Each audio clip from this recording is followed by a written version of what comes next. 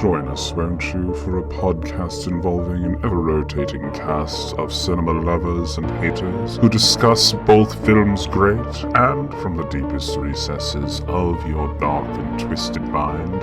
Spoilers ahead. Welcome to another episode of Cinematic Anarchy.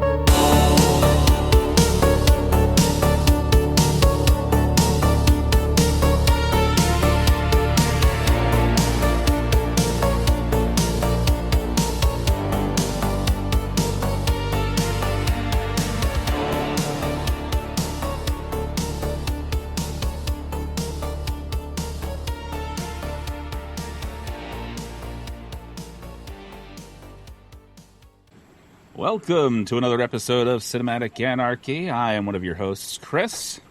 And I'm your other host, Steph. And with us today we have Roger Glenhill. We're going to be discussing his recent film, Stalker Jane. How are you today, Roger? I'm great. Thanks for having me. And so just to get started here, honestly, I love this film. I do. Nice. Halo knocked it out of the park. She was an amazing actress. Creeped me the hell out. Yeah. For sure. It was very reminiscent of sort of 80s slashers, but modernized in a way as well. Because I did say as well with Jane, the actual killer in this, or stalker, title character, right. She is serving cunt throughout. And I find that very camp while she's doing batshit crazy stuff, and she's just serving the whole time. It's very reminiscent of 80s slashers in the best way. Yeah. No, we had a lot of fun with that character. Halo had a ton of fun playing Jane. I think it was, like her alter ego, so she just got to fucking go crazy with it. And we don't really dial down her snarkiness, which I think is entertaining while she's also terrorizing people. So, yeah, thank you. I'm glad to hear it. And Nigel played Nigel Quinn, and honestly, he played infuriatingly naive throughout the entire film. Yeah. At one point, I literally said to Chris, I was like, not to victim blame, but what the fuck is wrong with this man? Like, she could have come into that day waving around a red flag, and he would have been like, yeah, I don't see anything at all wrong with it. Like, bruh. But she's sexy, and she's into my music, so I guess I'll let it ride. Every band guy that I know. Yeah. Like, I'm going to ignore the red flags and the crazy. So what was your inspiration for this film? What inspired you to make this film? Well, I wrote a short film that I didn't really get to shoot. It was like a Christmas themed stalker horror short, which kind of just sort of maybe pivoted me towards this direction. So then Christmas came and went, so I didn't have time to shoot that one. So I was just kind of sketching out ideas for a new film. And I'd worked with Nigel before in my first narrative film, Huckleberry. And I just had the idea, what if I did a film about a crazy stalker stalking Nigel and his band? I didn't have his character name or anything yet, but he was very, prominent for that role. Like when I sent the script to Nigel, I'm like, hey, you're playing this role.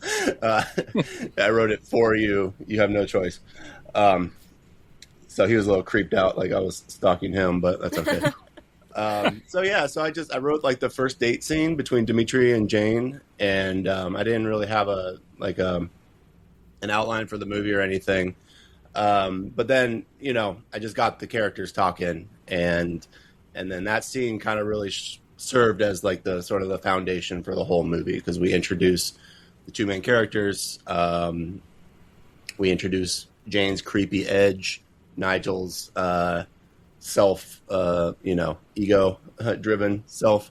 And then, stuff like just kind of came up in the conversation, like the rival band Chemical Burn, that just kind of all just sort of came in, and then, set the kind of set the basis for the world that we played around in. So I wrote it in like the winter of 2023, and I cranked it out in like 4 or 5 months, or like 3 or 4 months, I think. And then I found Halo pretty early, maybe like 6 months before we started shooting, and so she had the script for a long time, and we did a lot of. She put in a lot of work, especially, preparing for the role. And then, we got her and Nigel connected, and so that was just kind of how it all, got started. I'm expecting to see more work from Halo, because she did fantastic in this film. Like, creeped me out thoroughly. Definitely. And it was really great as well to say that was just her debut as well. Yeah, I mean, she just has it, like, she has that it. Like, I don't know how someone who was never really acted before, could be, like, that good. But she did. She really worked her ass off to prepare for it. I mean, she insists, she's a musician, so she insists she's not pursuing acting unless it's another Jane role, like a sequel. We'll see. I'd love to see her in more stuff, too. But, for now...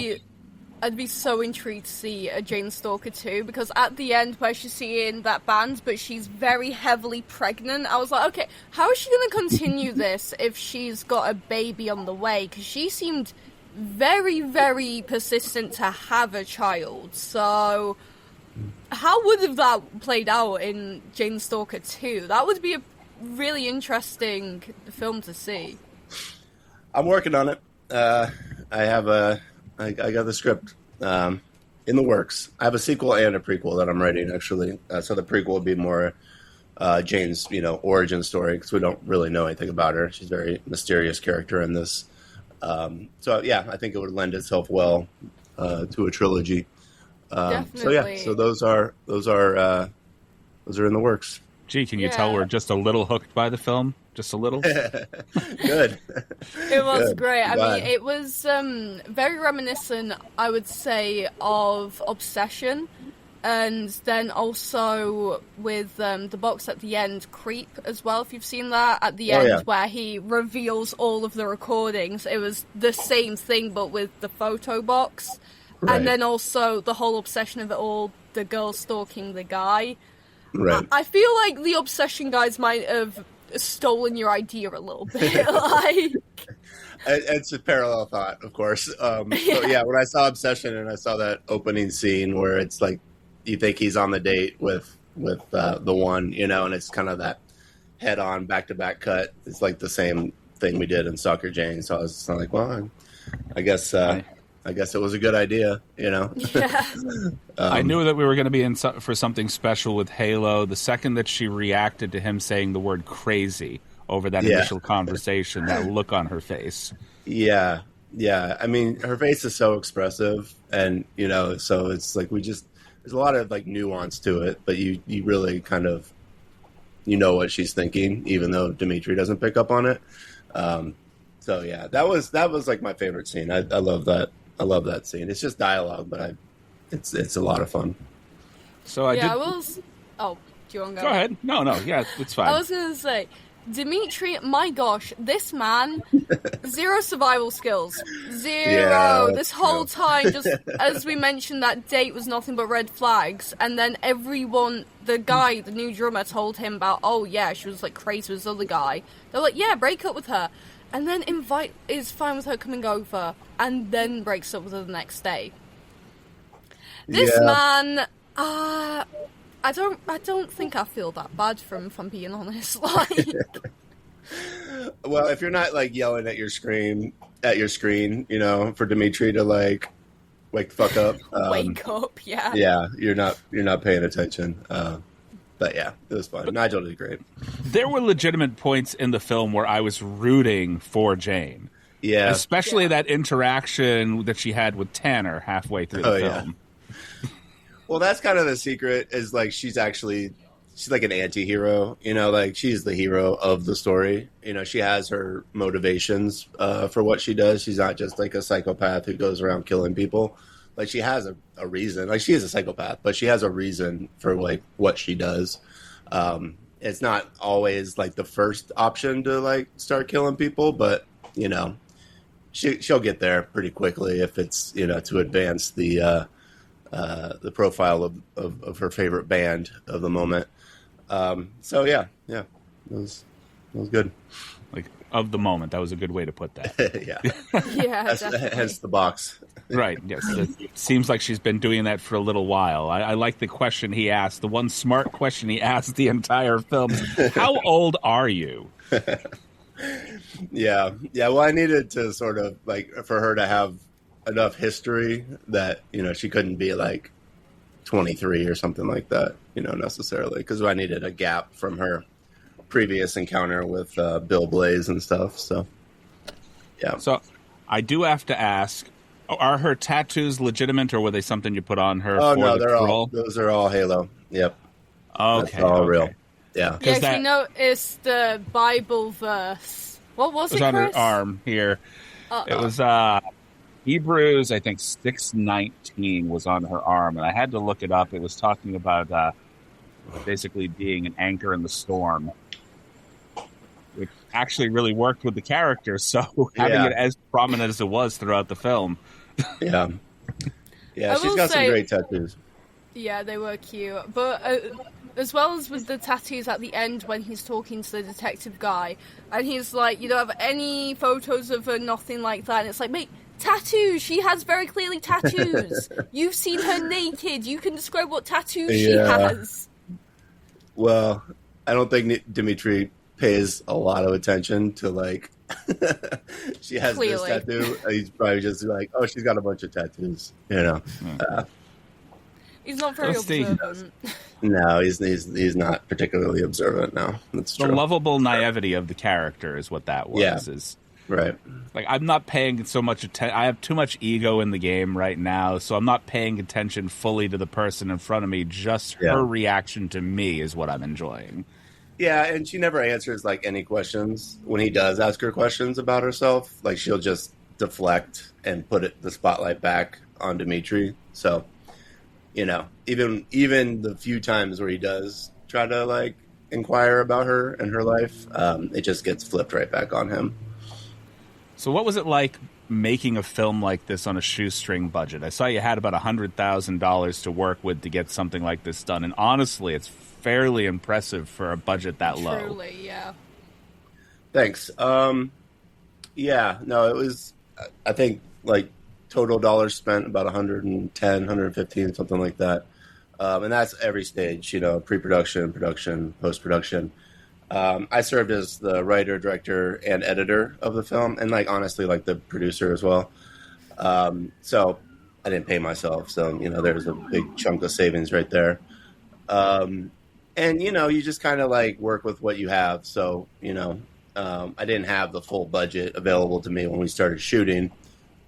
Got through it on a credit card. You know, at the end, I had a certain amount of money, but you know, just got through it, and then recouped as I was editing the film, so I could just go right into the edit and then you know start raising you know more money to bring in you know the sound mix and you know the sound design, the music, all that fun stuff. So we shot most of it in Cleveland, Ohio, which is a good place to shoot, you know, because it's not particularly expensive here, and you know, you could get a lot of like buy-in from like local businesses, like the restaurants and stuff. Like most of them didn't charge us anything, or they, you know, maybe they charged me like a couple $100 just so they could have somebody on staff while we were shooting and stuff like that. The boats, you know, the boat scene, like the boat rental place gave us like 2 boats, you know, for free. So yeah, so you know, really like kept the budget lean.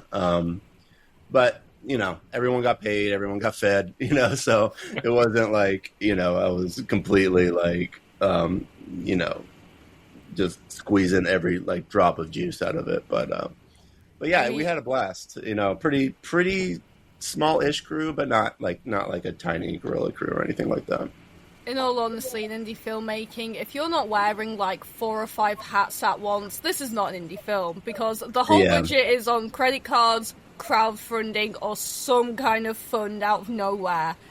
And then if you're the one making it, you are writer, director, producer, sometimes first AD, like doing the whole scheduling and stuff. So I definitely feel for you there.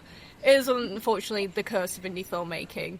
But I will say, even though you had a shoestring budget, the gore was very well done. Like, the absolute theatrics of chemically burning to death, like, that was camp. Yeah. I loved it. Yeah.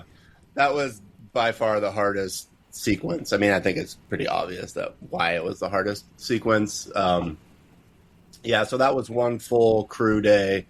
And then, like, 3 pickup days. Like, just the shot alone of, like, the face melting against the window. Like, that was, like, 4 or 5 hours of just, in my driveway. Just for that one shot. With, like, a real skeleton crew. Like, 3 or 4 people.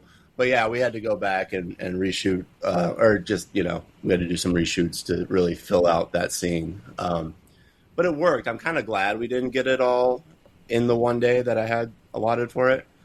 Because it allowed me to get back into the script. So, like, the whole thing about, like, the really annoying band manager talking about, like, the blind kid benefit show and that, like, his whole character was, like, he was the only one available on the reshoot. So I had to, like, kind of give him something to say because I didn't have the other actors, so I just filled in. I filled in the back with like ADR and stuff. But yeah, I mean that's just kind of like indie filmmaking. You kind of got to roll with the punches, and then sometimes it like turns out even better than what you allotted for in the first place. So yeah, it was a lot of that was it was a lot of work to get that sequence done, but it paid off. It didn't look cheap, so great job. I do have to ask one thing about the gore.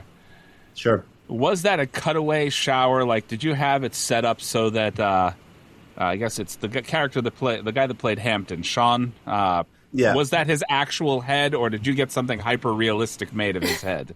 No, we got a hyper realistic silicone head made for him. A good buddy of mine, his name is Brooks Wenzel.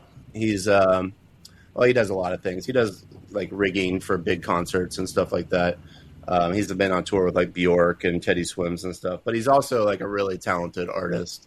And so he was Sean's down in Atlanta, and Brooks met up with Sean and did the whole cast of his head, and I came up with that beauty. And it was kind of funny because we were on set, and I was like, I'm not getting enough value out of this head that I paid a fair amount of money for. So like that's where we wrote just like on the fly, unscripted, just that whole scene of her like talking to the head. That wasn't in the script or anything. It was just kind of like, let's just do it. And Halo, she's just got great like ad libs sometimes, and so she was just like, you should have probably studied jazz drumming. And I was like, kind of like a rule that I had, like, is if it made me laugh, then off screen, then we put it into the movie. So that head was real. She's right about the jazz drumming though. Like, have you seen Whiplash? It is kind of important.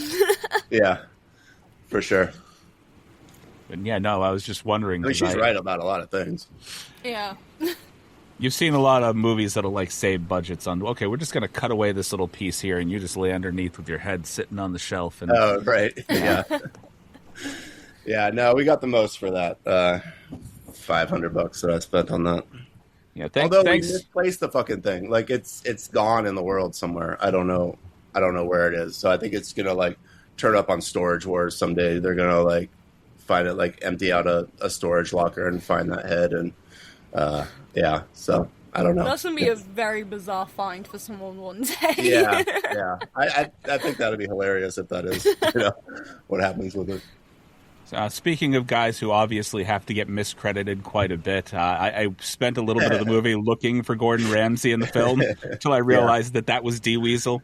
Yeah, donkey. Yeah, just coincidence. They spell their names slightly different. Our Gordon is Ramsey. The other one's Say. But yeah. I realized that after the fact. Yeah. I mean, hey, whatever gets butts in seats, you know what I mean? Well, right. If you're watching the movie to scan for Gordon Ramsay the whole time, then... It's a marketing ploy. It's fine. Yeah. Was there any particularly big hurdles that you had to go through during the production of the film? Oh, God, yes. I mean, especially with all these locations, you know, and locations kind of like falling out at the last minute and having to be replaced. Actors dropping out at the last minute and having to be replaced. Yeah, I mean, every day on set is you know, just a sequence of hurdles to clear. But nothing too catastrophic, I don't think. And genuinely, I think the shuffle to, you know, I had planned for this, but now we have to do this. Usually the second option ended up working better anyway. So, you know, there were plenty of hurdles. I guess my one big regret is the boat scene. I had some drone shots planned for that and immediately crashed my drone into the lake. So oh no! Any cool drone shots? Fortunately, my DP he still got some great stuff, so you know it cut together fine. But yeah, there were, you know, there are plenty of things that didn't exactly go as planned on this one.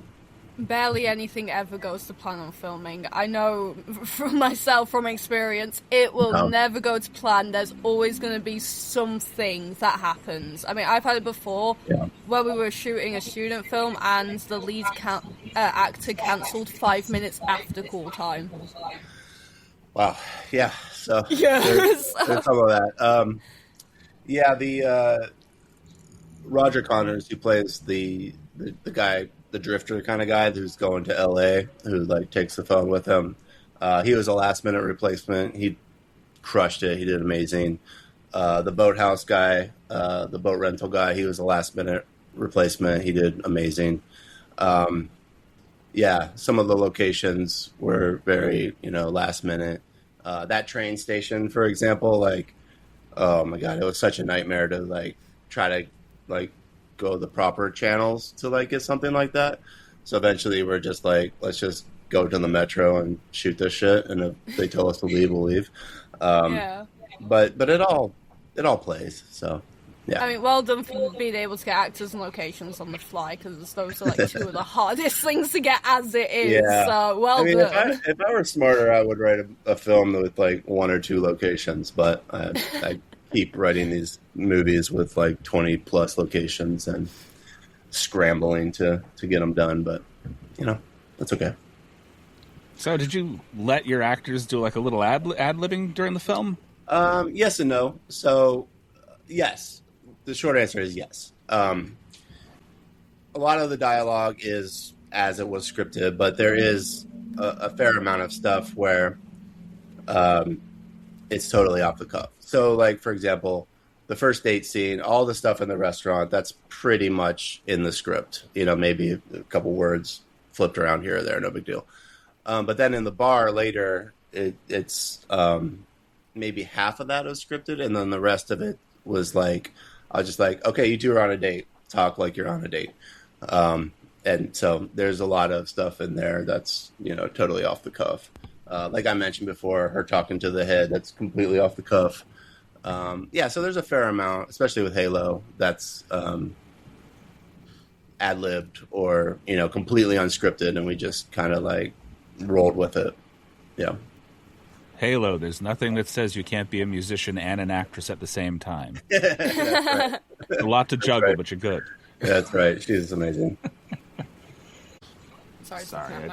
Things. No. My apologies. I just had a cat incident. He literally just jumped up behind my computer over here, so I'm trying to get him to get down. My apologies. Oh, you're good. just every day of a cat just causing a ruckus. I will say with this, did you take any inspiration from the campy 80s horror slasher? Because this was very camp in the way that, you know, Halo portrays Jane, in the way of how the guy's a rock star, but he's just super egocentrical about himself. There's a lot of campiness to it. So, like, was that intentional, or was that just a byproduct? I mean, I don't know that I went into the writing with that, like, specifically in mind, but I think, you know, probably subconsciously.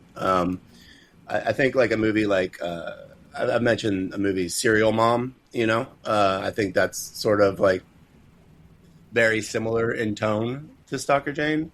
Yeah. You know, John Waters' movie from the 80s. Yes. So much fun. I love that movie.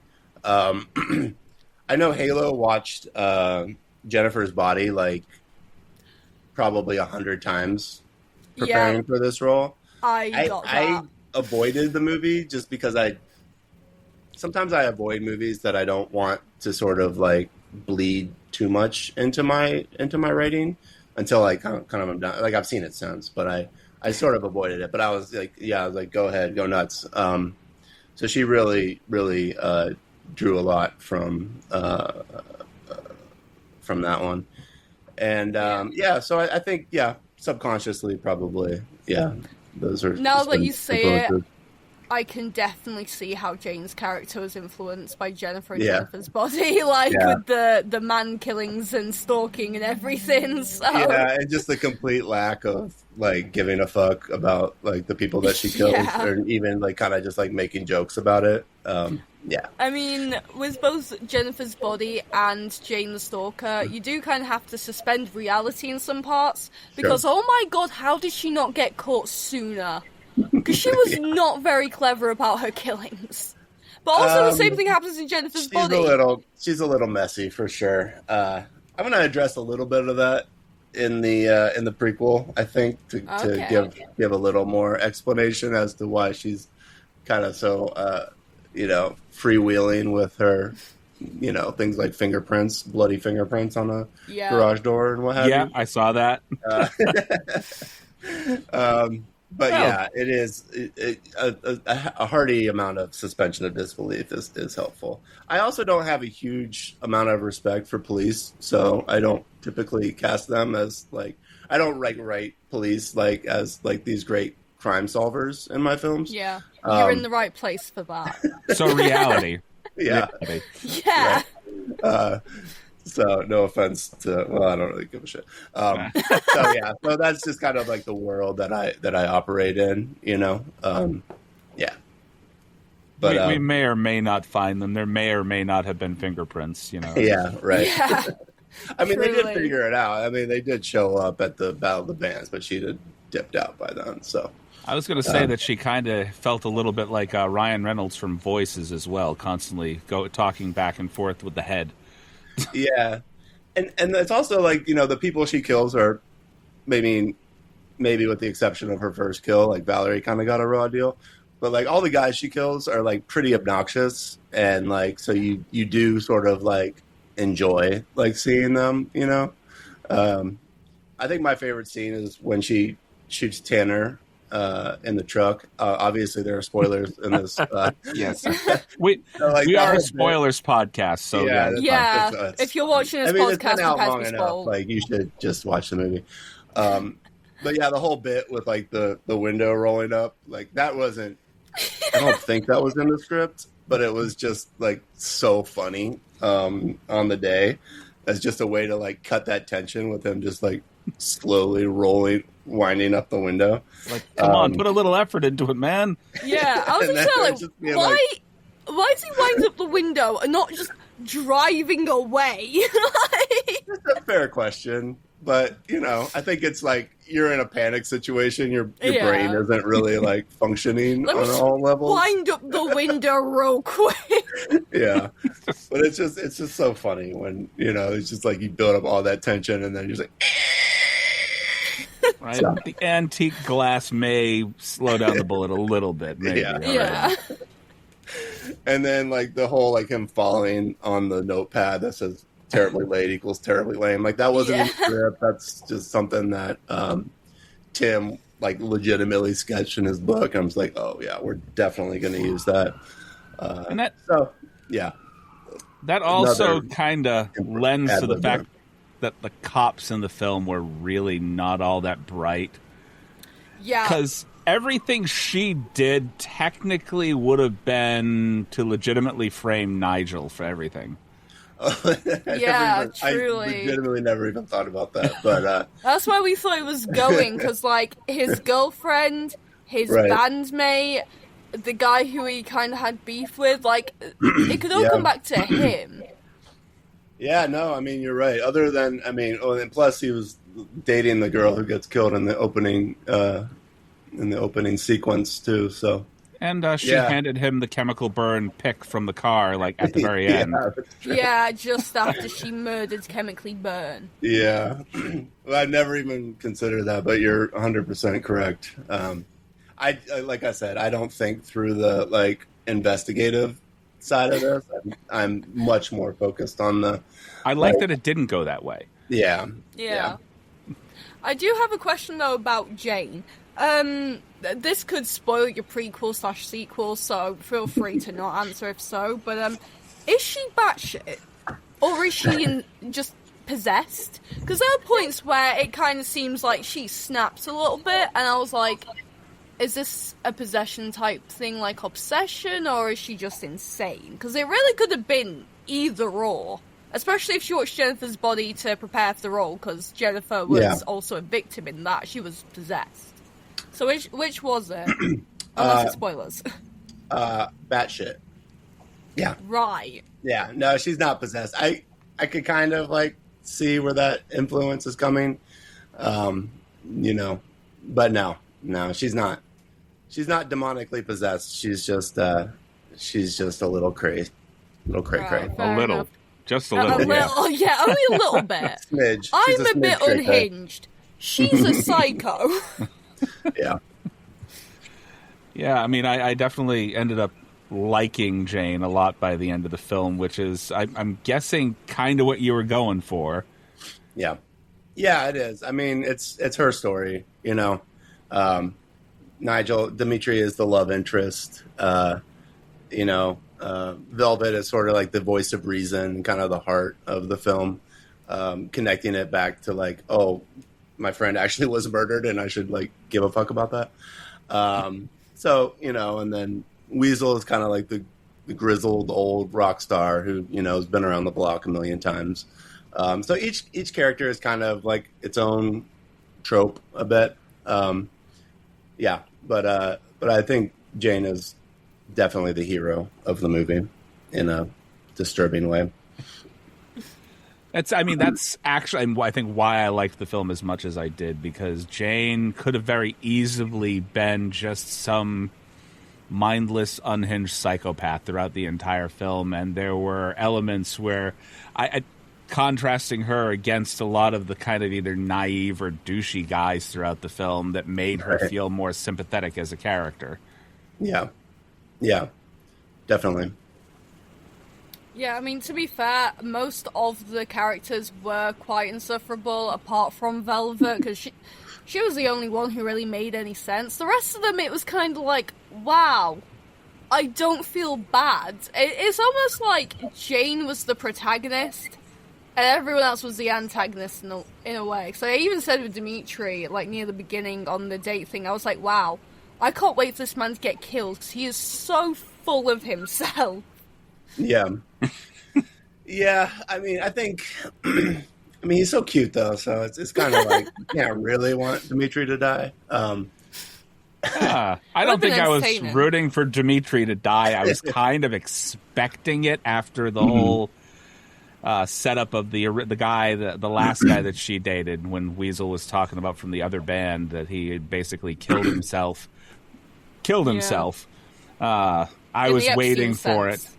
The difference being is that he refused to give her a kid, and Nigel did. Yeah. Well, we're gonna revisit the story of Jane and Bill Blaze in the prequel. So I am. Nice. Did he kill himself? Did he not? It's. Don't tell us yet. You'll have to Don't find tell out. us yet. You have to wait until I produce the movie to find out the answer to that one. Why did she want a baby so bad, though? Is that also going to be explained in the prequel? Because I was just kind of like, girl, why are you trying to get knocked up right now? Yeah, I think that is another big why that is going to be addressed in her backstory. Yeah, but nice. Once you kind of know where she actually comes from, it should make sense. Okay. Yeah, see, all right. Very interesting. You're asking for spoilers he can't give away yet because the film isn't out yet. Yeah, well, I'm nosy. That's okay. Right, well, I got about 80 pages in, so, you know. Can't wait. Yeah. Can you give us any teasers for your prequel? It spans different periods in her life, so it's kind of like a Godfather 2 with different. I mean, it's just like Godfather 2, and it's brilliant and, you know, phenomenal. No, I'm just kidding. I mean, but it's kind of got like two parallel storylines of different times in her life that's juxtaposed back and forth with each other. So a true villain origin story. Yeah, going full origin story on this one to kind of like fill in the gaps of like what you said, like why she's so obsessed with having a baby, you know. What led her to, you know, be so unhinged and, you know, blasé about, you know, murdering people and stuff. So, yeah, Lovely. That's all going to be in there. I don't know if I truly see her as a villain, honestly. I think it's just your perspective, you know, it's like, what do you value more, you know, like incredible transcendent music or like the life of like kind of annoying dudes, you know? It's like, so it's all about your perspective. If she's a villain or if she's a hero. As annoying as he might have been, she was working really hard to help him transcend to a different plane of his career. Oh yeah, no, Truly. 100%. Yeah, I think in Nigel's story or in Dimitri's story, she is the hero. Even if he In a doesn't way. see it that way, he probably won't. Maybe not. Probably not. Not after all the stalking and the crazy stuff. Right. Yeah, that VH1 behind the scenes documentary is going to look really interesting. Yeah, How'd you get your start? That'd be fun. Well, I had this girlfriend who murdered my competition and my critics, and you know. She also kind of murdered my ex-girlfriend too, you know. Yeah, I'm not even sure if he ever put that together. All right. Well, I really do appreciate you sitting down with us, talking about the film today. Honestly, this is a great film. I enjoyed watching it. I recommend everybody watch it, or everybody that's watching this anyway. Are there any other final words you'd like to give to kind of promote your film before we head off into the sunset? Yeah, I mean, just check it out. You know, just watch it. Tell your friends. Rate and review on all the sites. That's like super helpful. We have a DVD if you want to be a superstar and get the DVD. Eventually, I'm going to make a series out of this. So follow at Stalker Jane Film on Instagram and TikTok. Yeah, just kind of get involved in our journey and help us, you know, flesh out, help us tell the full story. So there's more to come. Well, I'm definitely looking forward to Stalker Jane, the prequel. Sounds very interesting.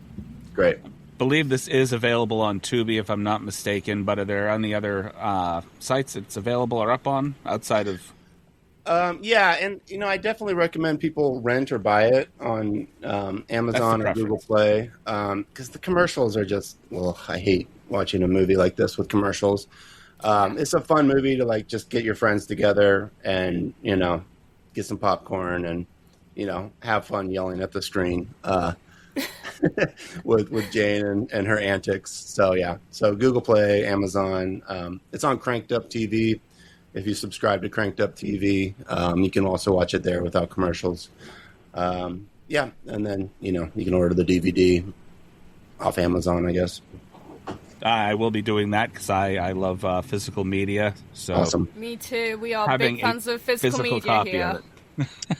Yes.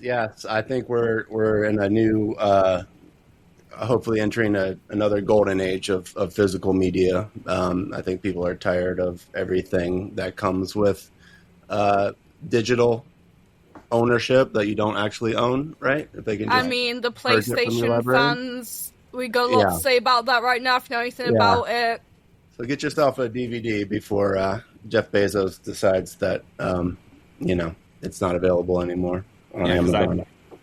I paid $25 for a movie and they lost the license to show it, and now I can't watch it anymore. It's like, oh, okay. Yeah, well, it's why would I not go buy media. the DVD? What is this world? Yeah, so long live physical media. Hell yeah. All right. Well, thank you for joining us today. You can find our podcast pretty much wherever podcasts are found. You can find us on YouTube, Spotify, yada, yada, yada. We're going to go ahead and put the links to find the physical media for this film in the synopsis below, along with the places that you can also go to rent it. Thanks. Of course. Thank you for joining us today, Roger. And as a good friend of mine, Nico, is always fond of saying, and because sometimes on a Sunday I'm a little too brainless to come up with something of my own, drink some water, you thirsty bitches. Hell yeah. All right. Thanks a lot. Appreciate you. No problem. Thank you.